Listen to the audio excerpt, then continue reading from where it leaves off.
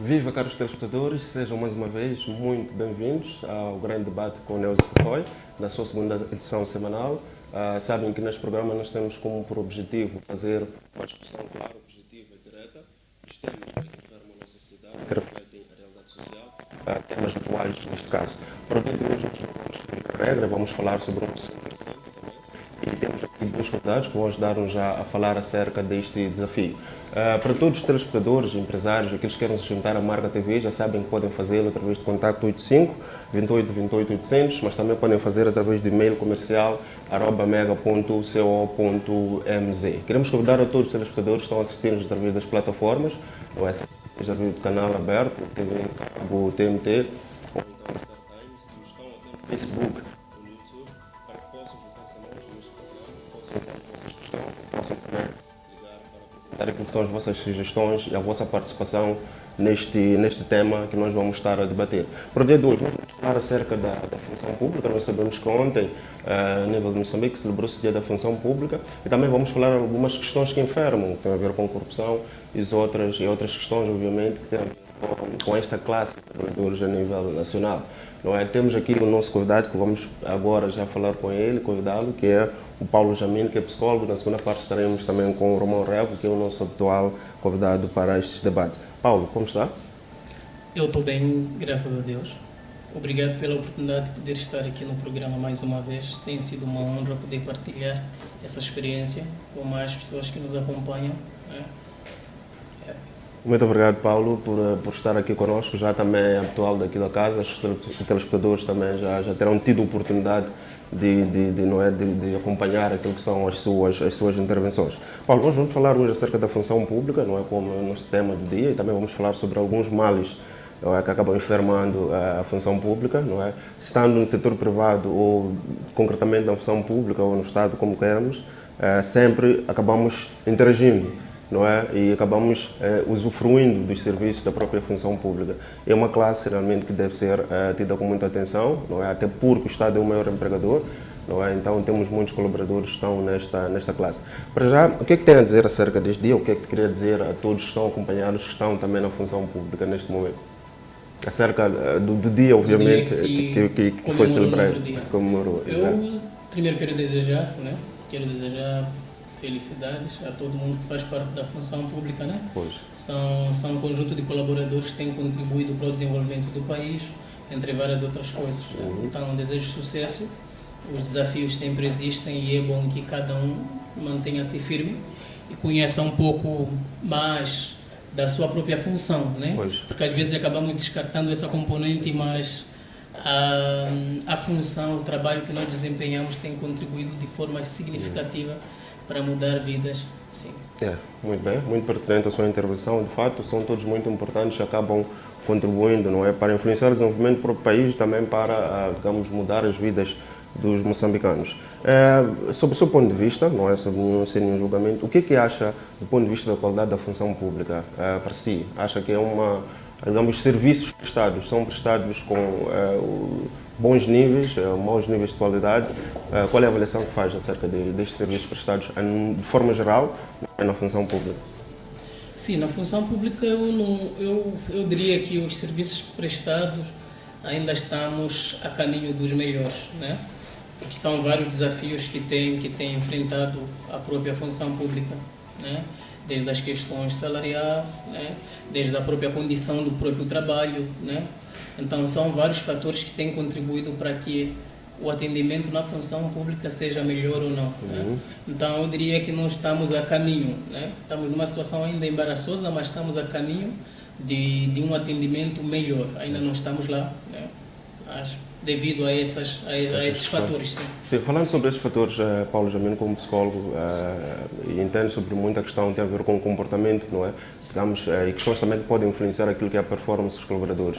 Do seu ponto de vista, de uma análise geral, sim, o que é que acha que de fato são esses fatores e como é que esses fatores podem influenciar, por exemplo, no mau ou no bom desempenho? Estava aqui a falar de questões salariais, sabemos que o salário no Estado não é de grande coisa, talvez este seja um dos pontos, não é, que pode espoletar aqui mais discussão, porque de facto há muita reclamação, não é? O salário mínimo está muito baixo e sabemos que um de uma família exige aquilo que é o salário mínimo. Quais são os fatores que depois, obviamente, terá a oportunidade aqui de abordar de forma, digamos, muito minuciosa, que acha que contribuam para esta performance que não é muito satisfatória? Eu diria que para todo colaborador, né, sempre existe algo associado à motivação. Né? Motivação seria a força motriz que nos guia, de modo nós já fazemos qualquer atividade na base dos nossos objetivos. Né? E quando às vezes essa mesma motivação ela é comprometida, também pode acabar afetando o nosso próprio desempenho, né? O nosso desempenho profissional. Então, podem ser vários fatores que chegam a contribuir também para o próprio desempenho do colaborador na função pública. Né? Tem a questão aqui da motivação, ela pode ser extrínseca, pode ser intrínseca. Né? Então, numa análise, eu diria que esses fatores tinham que se levar em consideração. Sempre que olhamos para a função pública, olhamos para um colaborador, temos que olhar também os aspectos motivacionais desse mesmo colaborador, que determina também a qualidade do trabalho que ele vai desenvolvendo. Sim. Ok, tá bom. E quais seriam as diferenças notáveis, só para que as pessoas possam estar claras, porque em algum momento se faz confusão, entre a função pública e, digamos, o setor privado, não é? Que são as duas áreas que acabam sendo motrizes para o desenvolvimento do país no seu todo. Quais seriam as diferenças que podemos ver assim ao alto? Sim, eu acho que primeiro nós temos que trabalhar esse conceito de função pública. Okay. O que seria a função pública? A função pública, ela pode ser vista como atribuições de atividades para que um indivíduo desempenhe qualquer função pública. Né? Então, essa função, na maioria das vezes, ela não é voluntária. Deve ser uma função que a sociedade, que a própria comunidade ou a coletividade necessita. Né? Então, quando olhamos para a função pública, parece que a priori nós só olhamos para os colaboradores do setor público. A função pública seria todo o trabalho que o indivíduo faz mediante a necessidade do povo. Isso é função pública. E a isso nós podemos encontrar dois setores lá, tanto o setor privado como o setor público também. Né? Os dois setores contribuem para o desenvolvimento da função pública como um todo. Era isso que eu queria dizer. Sim, é uma distinção muito de fato interessante e importante aqui, porque de fato cria muita confusão, não é? Para as pessoas que ouvem assim ao alto e só pensam que são todos aqueles, por exemplo, trabalhadores que estamos diretamente ligados ao Estado. Mas não é verdade, e a sua definição faz todo sentido. Do ponto de vista daquilo que é o pacote, digamos, de recompensas salarial e de outros benefícios, há aqui uma diferença considerável entre esses dois setores. Há realmente, né? A priori, de longe, nós podemos dizer que há. Né? Eu acho que para cada organização existem algumas políticas, né? Está muito associado a condições do próprio trabalho, né? Também está associado à questão salarial, entre várias outras coisas. Que há diferença, eu acho que realmente há diferença. Né? O setor público, por exemplo, olhando para a questão de infraestruturas, né? Oferecer as condições de trabalho para o próprio colaborador, né? Antes de chegarmos aqui na componente salarial, né? Existe essa diferença. Na maioria das vezes, quando olhamos para os setores privados, existe, não todos os setores, né? Mas existe uma componente um pouco diferente em termos de organização, estrutura, ambiente de trabalho, entre várias outras componentes. Então há que se levar em consideração que esses aspectos têm contribuído muito, né, para o desenvolvimento também da própria organização como do próprio setor. Então, diferença existir, eu acho que existe. E eu acho que também tem servido de uma condição para o sucesso dessa mesma organização ou mesmo setor. E isto, obviamente, também se verifica no ponto de vista salarial. Claro. Há que deixar isso patente. A verdade é que o setor público, né, tem o salário já estimado que todo mundo consegue ter acesso à informação, né? Mas o setor privado não, né? O setor privado não tem. Então, podemos ter essa dificuldade aqui de afirmar categoricamente que o setor privado se calhar paga muito mais bem que o setor público. Existem, né, áreas, obviamente, do setor público onde, obviamente, os salários são mais atrativos. E nós temos que levar em consideração isso. O setor público colocou a disponibilidade do povo, né, a tabela salarial.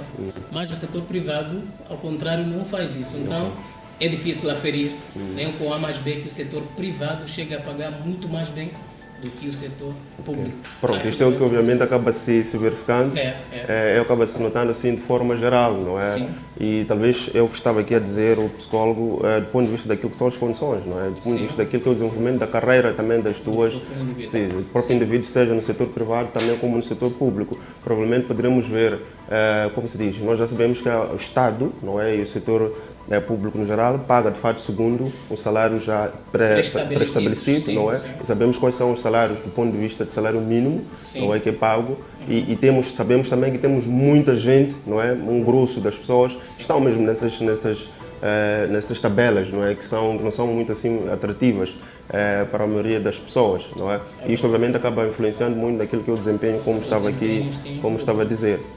Ok. E do ponto de vista de carreiras, o que é que nós podemos dizer? Normalmente pode-se ver, por exemplo, alguém que entra no setor privado, acha-se, diz-se e observa-se que tem uma progressão muito mais rápida, não é? Comparativamente a alguém que esteja no setor público. Quais seriam os fatores que estão por detrás, assim, de uma forma geral disto? Sim, eu acho que a priori nós temos que carregar muito esse conceito de motivação. Ok. Motivação temos que levantar quando estivermos a falar sobre esse aspecto, do ponto de vista de carreira, né?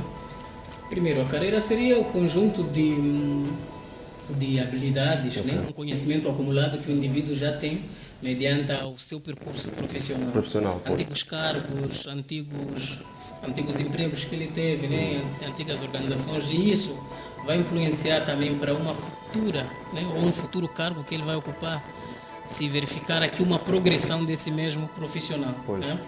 Talvez aqui o que é recomendado, do ponto de vista psicológico, é para todas as organizações que estiverem dispostas para contratar, né, ou recrutar um determinado colaborador, deve sempre estar de olho na carreira, né? O que o indivíduo sabia fazer, o que o indivíduo fazia na outra organização, né, ou no último emprego ou cargo, para, mediante essas particularidades que o indivíduo tem, esse conhecimento acumulado, né, ser canalizado na nova posição que esse mesmo vai ocupar, né, para se fazer melhor o uso.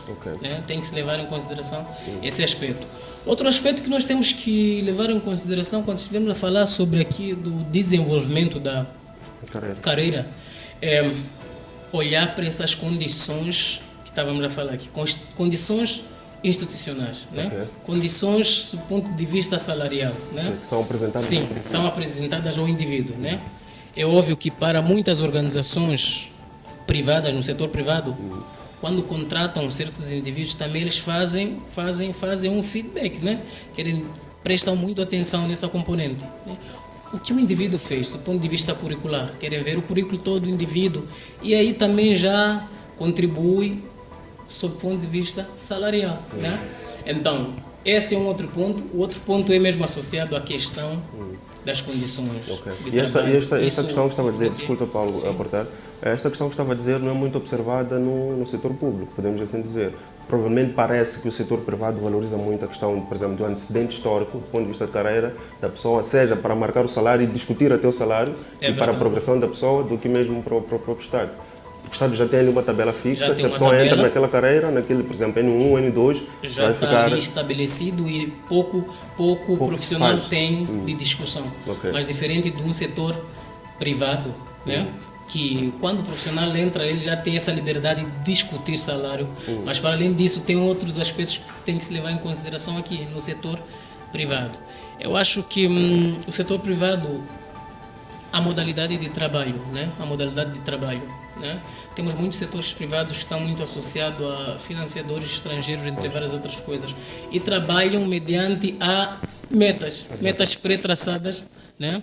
E isso faz com que todo indivíduo, né, dê muito mais de si nessa mesma posição que vai ocupar, porque existe uma pessoa de um outro lado que está a esperar, nem está a supervisionar isso, precisa ver essas metas. Então é um aspecto também a se levar em consideração.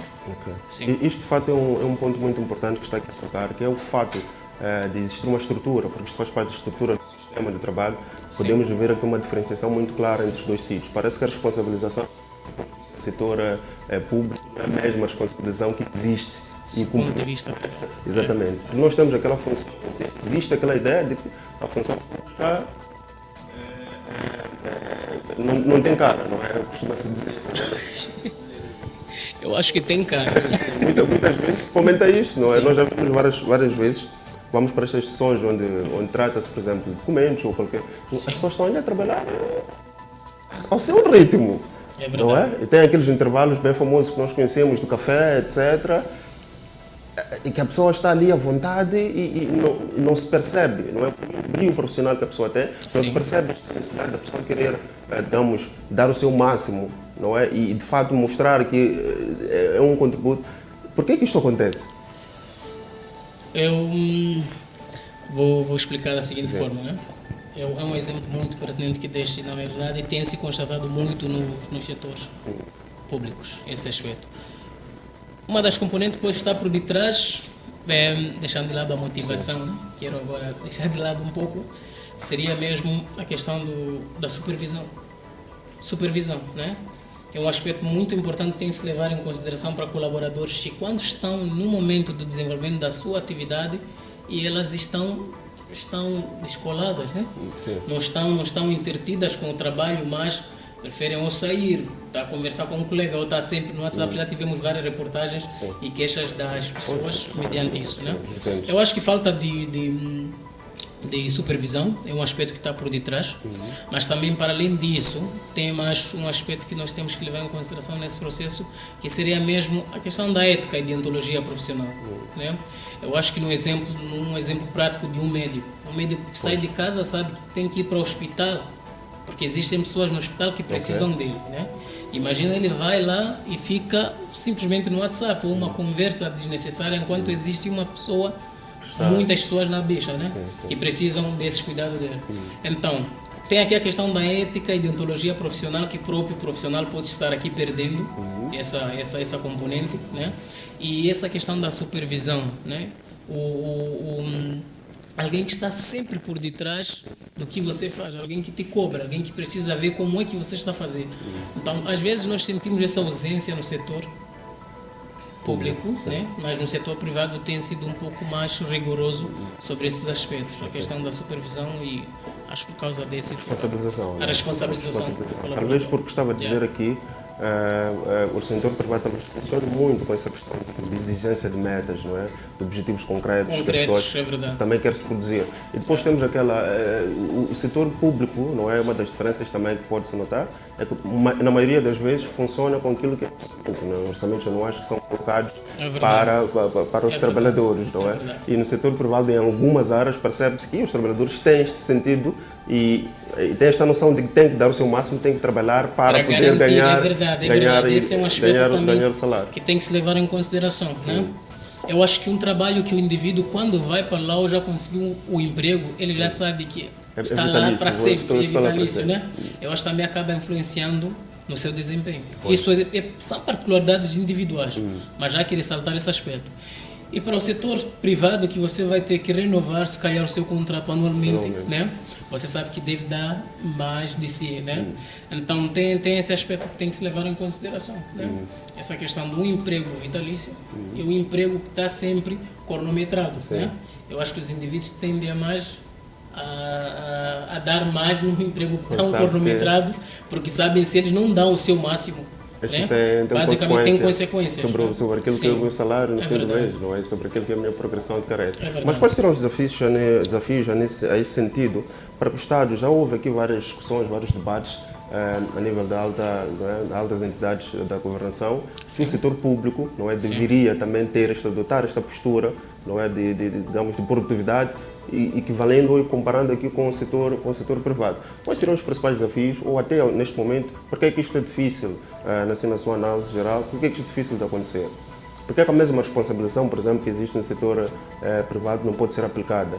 Já estamos a ver aqui, por exemplo, questões de estrutura podem fazer parte disto, não é? A estrutura do Estado, a estrutura do setor público é extremamente complexa, parte do ministro e depois vai descendo e a comunicação, tanto como as ordens, também seguem o mesmo sentido. O que é que acha que seriam os entraves para que isto não possa funcionar como deve ser? Há que levar, se calhar, em consideração vários aspectos, né? Sim. Eu acho que o fundo do Estado é diferente do fundo do setor privado, né? há que levar em consideração também esse aspecto. E existem várias componentes que contribuem para essa forma de trabalho, esses aspectos, né? Divergente entre o setor privado e o setor público. Né? Na maioria das vezes, se calhar até o grupo-alvo, o mesmo grupo-alvo do próprio Estado é muito maior. Olha, se nós olharmos para a questão da educação, né? Moçambique, sabe-se que a educação pública ela é gratuita. É gratuita para todo mundo. Né? Vamos também ver resultados. E assim sendo, isso também pode contribuir para o nível de número, né, dos grupos-alvos. Aqui falo, o grupo-alvo do Estado é muito, né? O grupo-alvo do privado são reduzidos. Exatamente. Então, sempre que existe um grupo reduzido, acho que é fácil de lidar com isso, e um grupo mais amplo. Esses desafios sempre existem, né? Sempre existem. É óbvio que se pensarmos, né? Se o Estado pensar em implementar as dinâmicas do setor privado, tem que levar em consideração esses aspectos, né? Tem questão econômica, né? Condições de trabalho, entre várias outras coisas, o que talvez tenha oferecido esse grande desafio para o próprio setor. Sim, achei que chegar ao outro nível. Porque realmente ia-se fazer uma comparação entre o que são as condições de um funcionário seja no setor público e um privado, sim. Tem alguma dificuldade do ponto de vista de gerir, não é, essa questão? É verdade. Ok. Bem, pronto, do ponto de vista psicológico, o que acha que as pessoas, os drives motivacionais, estamos aqui a falar, depois fugir um pouco desse aspecto, mas quais são as motivações da própria pessoa? Porque existem aquelas extrínsecas, como estava a explicar, não é? Que é os fatores ambientais, mas acho que, acima de tudo, porque não é para tudo que estão a trabalhar na função pública, comportamento. Obviamente teremos um e o outro que tem uma atitude diferente, que está preocupado em fazer tudo de si e dar qualidade para o seu trabalho. Que acabam conduzindo várias pessoas a serem e terem qualidade. Do ponto de vista motivacional, os fatores que podem contribuir para com que o indivíduo tenha um sucesso na sua carreira, mediante isso? Sim, para que seja um brilho diferente, não é? Tenha um brilho diferente. Né? Eu acho que, como dissemos aqui, a motivação extrínseca já vamos deixar de lado a questão salarial, entre várias outras coisas, né? Mas aqui primeiro tem essa componente, o próprio colaborador. Temos que ajudar o próprio colaborador a se encontrar como profissional. Né? Aqui já vamos falar de um leque um leque que vai gerir a própria ética e deontologia desse profissional. Alguns colaboradores ou trabalhadores acabam perdendo essa componente, né? Então, esse é um aspecto que deve ser investido muito, né? Eu acho que existem algumas pessoas que ainda reconhecem e sabem o seu valor como profissional. Seu sentido de missão. É verdade, seu sentido de missão. Mas também um outro aspecto que eu acho que acaba balizando os próprios colaboradores é a falta de reconhecimento. Falta de reconhecimento por meio da própria comunidade. Vou dar um exemplo bem voltado para os professores, desculpe eu focar esse grupo, porque a educação é meu nicho. Então, para os professores, né? Antigamente os professores tinham um prestígio a nível da comunidade muito maior, diferente de hoje, né? Hoje acaba associando-se o valor, esse valor do professor acaba se perdendo um pouco, porque já acabam associando a questão de corrupção, entre várias outras coisas, né? Então, temos que levar em consideração isso. O reconhecimento do próprio profissional. Quando a comunidade já reconhece esse profissional, a importância desse mesmo profissional, isso também ajuda. As escolas, eu acho que já guiam sistemas de nomeação do melhor professor do ano. Eu acho que outras organizações que algumas áreas também já estão a chegar lá. Eu acho também uma motivação que vamos desenvolvendo no indivíduo, nesse mesmo profissional, a tentar dar um pouco mais de si, né? Para que ele tenha esse brilho, né? Mas um outro aspecto que nós podemos verificar aqui nesse processo para desenvolver o brilho desse profissional seria mesmo o autoestima, né? O autoestima do próprio profissional, né? Do próprio colaborador. Eu acho que um colaborador que sai e vai para um lugar onde não oferecem boas condições de trabalho, né? E um colaborador que sai e vai para uma organização, né? Ou o seu setor de trabalho é um lugar que oferece boas condições de trabalho, isso também acaba criando também essa motivação intrínseca do próprio indivíduo em dar um pouco mais de si. O uso de recursos, tá vendo? Algumas organizações, se calhar, têm déficit no uso de recursos, mas as outras não. Então, mediante esses recursos, também tem contribuído para desenvolver esse brilho, né? A desenvolver esse brilho. Então, é basicamente isso. Existem uma série de coisas que aqui, algumas estão associadas ao próprio indivíduo. Mas, em tudo, eu acho que a ética e a deontologia profissional, né, é um fator muito condicional para desenvolver o brilho desse mesmo indivíduo. Ok, muito obrigado. Bem, nós vamos falar aqui sobre outras questões que são muito importantes em relação a este tema. Caros telespectadores, nós vamos e voltamos já para continuar com este debate. Vamos falar aqui sobre algumas questões que enfermam, não é, esta classe de trabalhadores que têm grandes problemas a nível da sociedade. Então pedimos que não saia deste lado e nós voltamos dentro de instantes.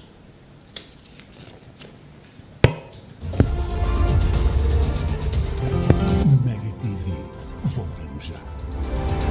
A Fleetrack Moçambique é uma empresa de segurança eletrónica com foco no rastreamento de viaturas através do sistema GPS. Aproveite a super promoção de 6.860 meticais mais taxa de instalação por ano para viaturas ligeiras. Estamos em Maputo, Matola, Xaixai, Beira, Tete, Pemba e Nampula. Atendimento pelo 8528-28-100 ou 8528-28-400. Fleetrack Moçambique. Rastreamento de seguros, alarmes e extintores. Saiba mais em www.fleetrack.co.mz. Sabias que as TVs da StarTimes ficaram ainda mais acessíveis? Adquira a TV 32 polegadas, 43 polegadas e a Smart TV 55 polegadas. Faça a sua encomenda a partir de casa na nossa plataforma StarTimes On, que a StarTimes traz o seu produto até a sua casa. StarTimes Go. Vida digital, let's go! Precisa construir, remodelar ou requalificar a sua residência ou escritório? Contate a empresa Obras Express Construções e Serviços. Prestamos serviços de arquitetura geral, projetos de construção, construção civil, aluguer de material de construção, aluguer de sanitários móveis, pré-construção ou megaprojetos, fiscalização e auditoria de obras, acabamentos em gamazine, gesso e muito mais. Estamos em Maputo, Xaixai, Beira, Tete, Pemba e Nampula. Obras Express, construções e serviços. Rápido, barato e seguro.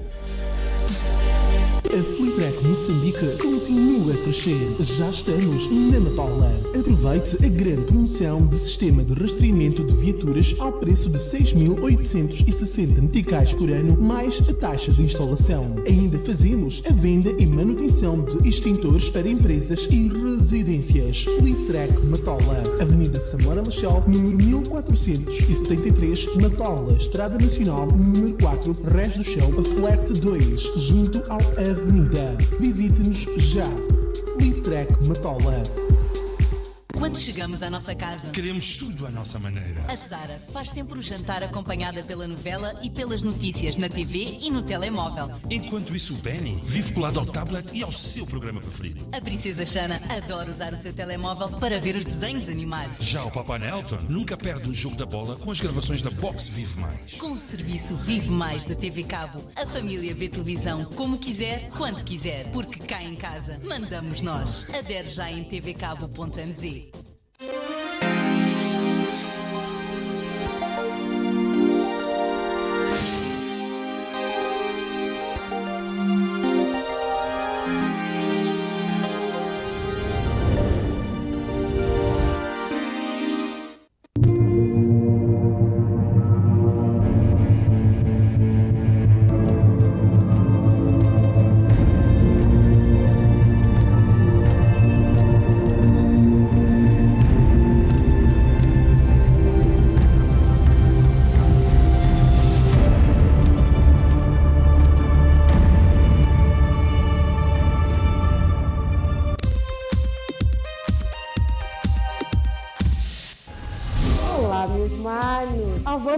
mana, a própria mana dos humanos. É verdade, novidade!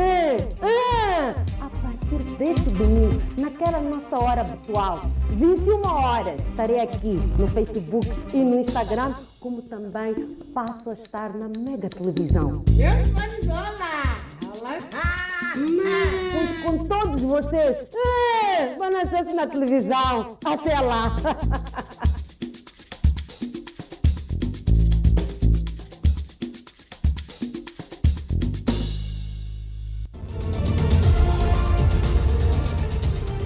Mega TV, estamos de volta.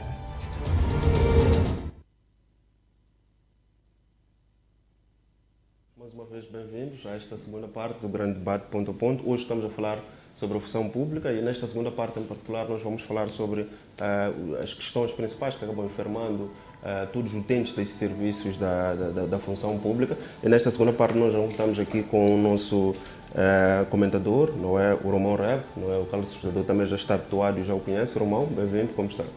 Pronto, boa tarde a todos e pedir desde já imensas desculpas pelo atraso, por motivos de diversas ordens não foi possível chegar àquela hora habitual, mas cá estamos e está tudo bem. Quando estou nesse programa está tudo bom. Ok, muito bem. Muito obrigado mais uma vez, Romão, por estar aqui conosco e também o Paulo, que já estava conosco na primeira parte. Sim, e nós estamos aqui a falar, Paulo, na segunda parte sobre questões motivacionais. Talvez pedir aqui ao Romão também para possa fazer, do seu ponto de vista, como é que avalia os serviços prestados pela função pública no geral e pelo setor público em particular nos dias de hoje. Como é que avalia a qualidade destes serviços? Pronto, a minha avaliação é negativa, mas importa salientar que a maior parte desta culpa não é desses funcionários, é do sistema em que foi instalado para esses setores públicos. De salientar que muita gente segue certas profissões por falta de opções. Okay. Alguns viram polícias, alguns viram médicos, alguns viram, entre outras profissões, por motivos do estômago. Okay. Ou por influência de algum familiar, o emprego rápido. E por causa desse fator, o indivíduo às vezes acaba entrando numa profissão em que ele mesmo não se identifica naquela profissão, mas está lá por motivos financeiros, pelo motivo de dinheiro. Se formos a verificar, porque não há emprego, a única profissão neste momento em que todo jovem tem aderido é o setor da polícia. É polícia, é professor. Quer dizer, todo aquele que se forma no IMAP, na Munhoana, etc., que se forma em Matalane, parte do princípio que terá emprego garantido. Mas muitas das vezes esses indivíduos não passaram por uma orientação vocacional, que deveria ser essa orientação vocacional e profissional que ia ditar se esse indivíduo tem competências ou não para poder exercer aquela função. Outrora, fazia-se consultas comunitárias, por exemplo, para ser um polícia.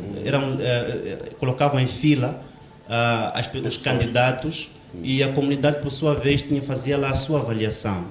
Hoje não se faz isso. Basta você ter um familiar ou ter o dinheiro. Andam por aí a corrupção nesse sentido. Andam por aí nos 50 mil para poder ter a sua entrada free, serem passar por aqueles exames básicos, não é? E isso faz com que as pessoas vão para lá, no entanto, sem se identificar com aquela área. O que eles querem é garantia do seu emprego. E por causa disso nós temos profissionais não motivados. Ficam 10, 15 anos e não conseguem se enquadrar ainda. Um outro exemplo seria estudantes que se formam em áreas e no meio do curso acabam mudando várias vezes. Ou seja, formou-se em economia, mas depois vai se formar, por exemplo, em medicina. Áreas totalmente complexas. Antes de terminar o curso, não é? Quer dizer, vai mudando. E isso acontece justamente por causa desta política que o Estado, primeiro, está a marginalizar esta área de profissionais de psicólogos já. Para abençoar o meu colega que é psicólogo, essa área que é marginalizada nesse contexto. Pois tem lá psicólogos que são especialistas na área da orientação vocacional e profissional, que logo que o indivíduo tivesse a sua 12ª classe, deveria passar por alguns exames psicológicos para verificar até que ponto este indivíduo, em que área seria mais apropriada para ele. A partir daí, mesmo a questão de salário, que o indivíduo fosse mal pago, mas se o indivíduo identifica-se com a profissão em que ele está, dificilmente ele iria fazer o seu trabalho de uma forma, digamos, inapropriada. Mas quando o indivíduo está desmotivado, por questões de salário, aliado a isso está a falta de orientação vocacional e profissional acaba complicando ainda mais, e temos o que temos na nossa função pública. Pois. O meu colega disse muito claro que as pessoas ficam lá com o celular, WhatsApp, etc. Ele não gosta do que ele está a fazer, mas se ele não gosta do que ele está a fazer, porque há uma raiz que foi criada. E para fazer desaparecer isso, o mais importante é colocar profissionais certos nos seus lugares certos. E isso parte do princípio da valorização de todas as áreas que o Estado tem. Ok, muito bem. Uma abordagem também muito interessante, diferente do que nós estávamos aqui a avaliar. De fato, sob o ponto de vista daquilo que o Romão estava a dizer, o problema está na raiz. E a raiz é a desorientação dos profissionais que acabam a deriva, fazendo aquilo que eles têm pela frente, porque há também a questão de falta de emprego a nível, digamos, do setor privado, seja como do setor público, não é? Esta é a sua causa base para que haja este problema. Sim, eu penso que essa é a minha causa básica, mas no meu ponto de vista é essencial. Hoje qualquer empresa pode adotar qualquer salário que seja para um funcionário.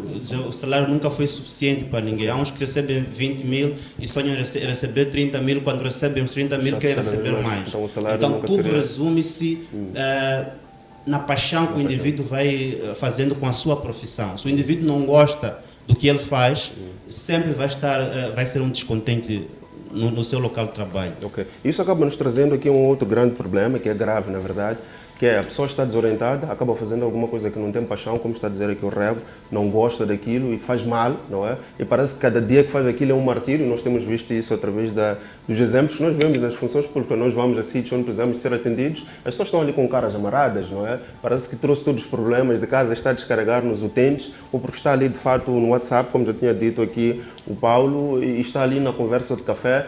E isto também acaba trazendo uma questão muito grave, que é a questão do nepotismo e a corrupção que está por detrás.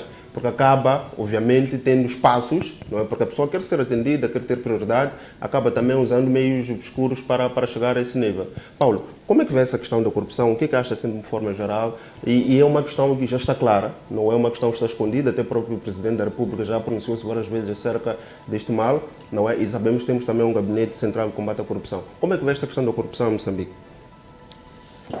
Eu diria que o ato de corrupção contribui para a decomposição de qualquer organização.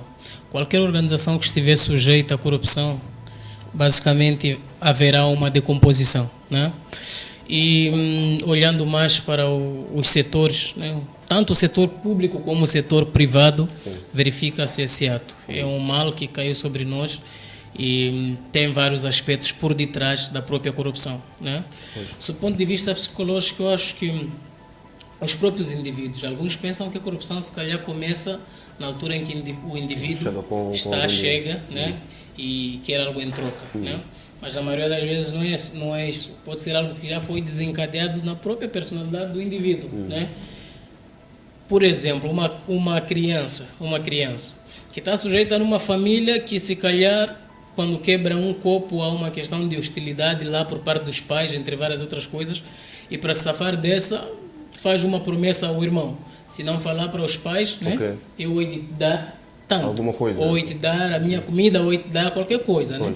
Então esse ato logo desde a infância, quando não é repreendido ou por parte dos educadores, né, acaba sendo desencadeada até mesmo na fase adulta, né?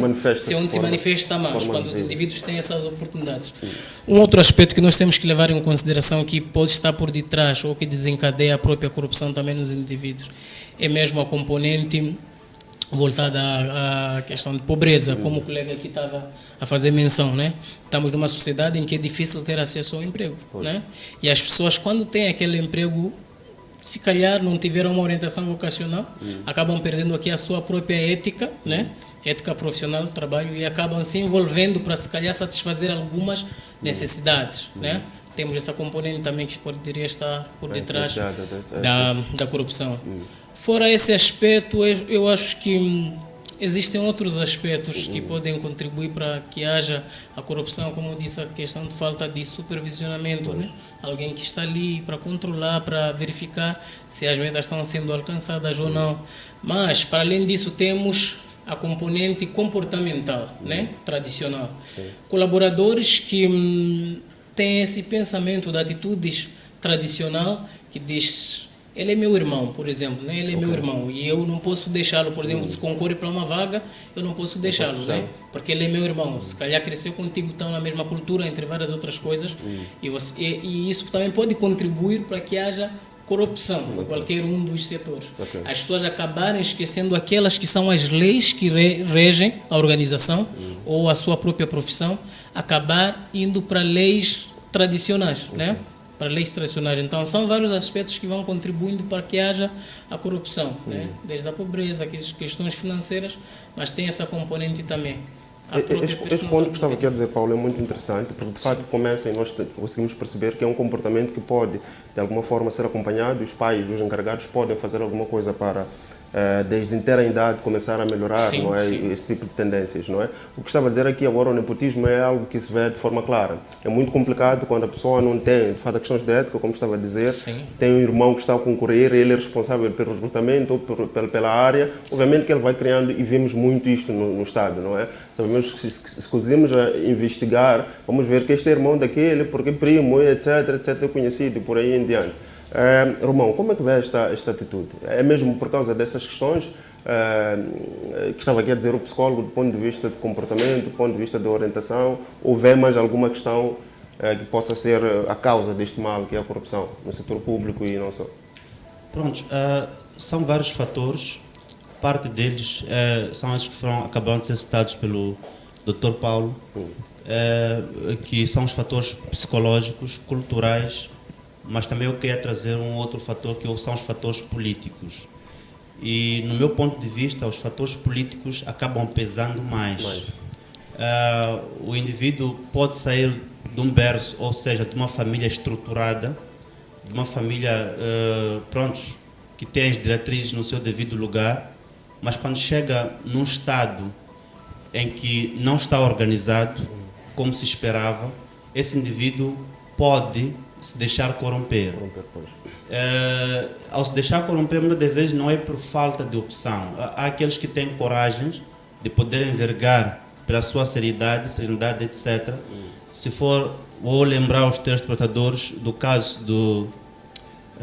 me foge o nome, mas é o caso de Gaza, onde a CNN, o STAI dizia, apareceu com dados, números, que davam lá a indicação que aquela província de Gaza estava tão projetada, e quando foi se investigar... Estava planificada, né? Para que os resultados fossem aqueles. Fossem mais ou menos aqueles. Significa que os números foram totalmente adulterados. Tinha lá um senhor, que me foge o nome, na minha opinião foi herói naquele ano, devia ser a personalidade do ano, em que ele renunciou o seu cargo, deixou a deriva, penso que é do INE, se não estiver em erro, deixou por não concordar com aqueles dados, e porque ele dirigia aquele setor, acabou deixando. Mas indivíduos como aquele normalmente são abatidos. Nosso Estado tem esse sistema que indivíduos que optam por envergar por uma certa linha são conotados ou por oposição, indivíduos que têm ideias diferentes, se não são oposição, então são abatidos. Temos casos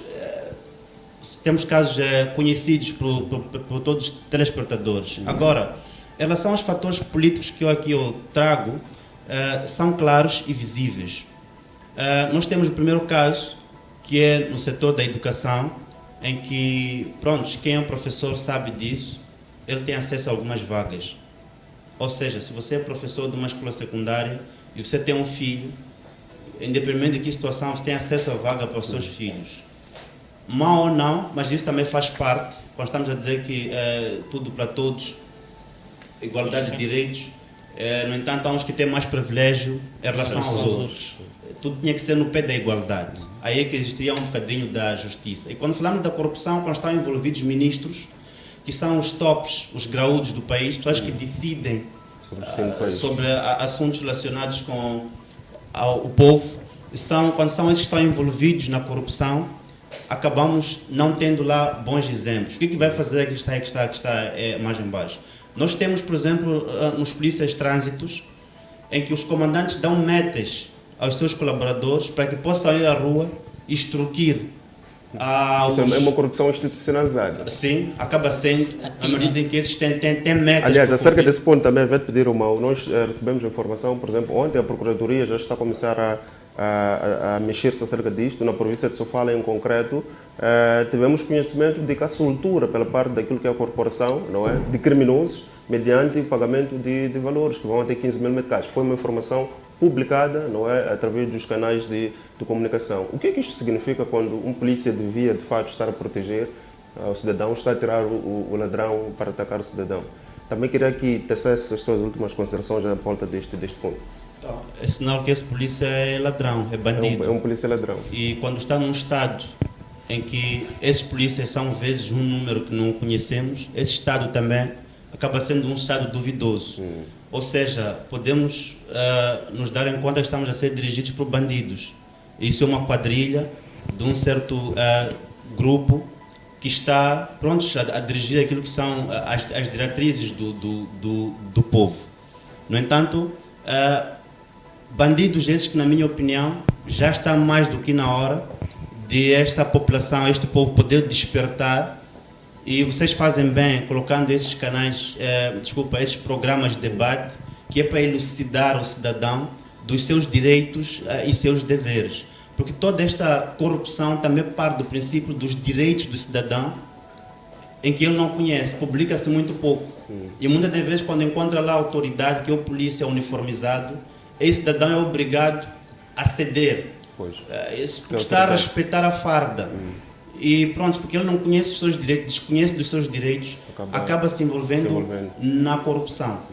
Ok. Muito obrigado, Ramon Rego, pelo seu ponto de vista. Vou pedir aqui ao Paulo, mas também queria pedir, Paulo, sobre esses sistemas de fatos falados. Nós, quando temos, como estava a explicar, cidadãos mal preparados do ponto de vista psicológico, que encontram, que estava a dizer o Romão, sistemas, digamos, duvidosos, falados, não bem estruturados, podem criar uma oportunidade para a corrupção, não é? E para a má qualidade de prestação de serviços. Penso que possa nos dizer, assim de forma geral, não é, em formas de considerações finais, qual seria o papel dos sistemas políticos, etc., e das políticas da empresa e estrutura para que possam limar, e como é que isso pode ser feito, este comportamento? De corrupção? Sim. Eu acho que um dos aspectos que pode-se fazer mesmo é a questão da própria punição. A punição.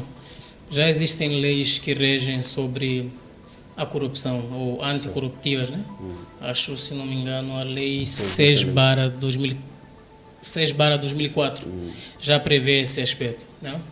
Então, punir esse indivíduo é um aspecto, mas também fazer um acompanhamento nesse processo de punição é aconselhável, né? Eu acho que todo mundo precisa de um acompanhamento quando comete atos ilícitos. Ajudamos esse indivíduo a refletir um pouco sobre a malícia que ele está a fazer do próprio ato. Então, é uma recomendação que eu faço. Outros aspectos que se calhar podem contribuir para que nós possamos limar, também espreitamos um pouco as estruturas de outras organizações, como é que lidam mediante a essas questões de corrupção. Eu acho que é basicamente o que pode-se fazer. Ok, bem, o nosso tempo já nos fugiu, infelizmente. Muito obrigado, Romão Rego, sempre um prazer, e também o Paulo, Jamile, por estar connosco. É sempre uma oportunidade, estamos a debater. Infelizmente o tempo não nos permite estar aqui a falar por mais tempo. Caro telespectador, queremos lhe agradecer por ter estado desse lado, a discutir connosco, a debater connosco este tema que é de extrema importância. Obviamente teremos muito mais oportunidade e várias edições para falar acerca deste mal que é a corrupção, e queremos também pedir a todos os telespectadores que continuem a acompanhar a restante programação da Mega TV, não é? Não esqueçam de assistir a seguir o Mega Quizombas, não é? Com a colega Cici. Muito obrigado para todos aqueles que estão nos acompanhar através do Facebook, do YouTube, da TMT, não é? Da TV Cabo e de Star Times, e nós nos voltamos a ver no próximo debate ponto a ponto comigo, Deus Citoi. Até lá, fiquem com Deus e até já.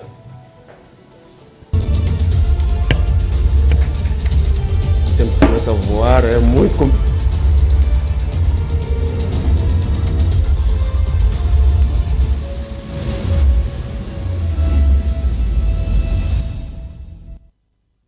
A Fleetrack Moçambique é uma empresa de segurança eletrónica com foco no rastreamento de viaturas através do sistema GPS. Aproveite a super promoção de 6.000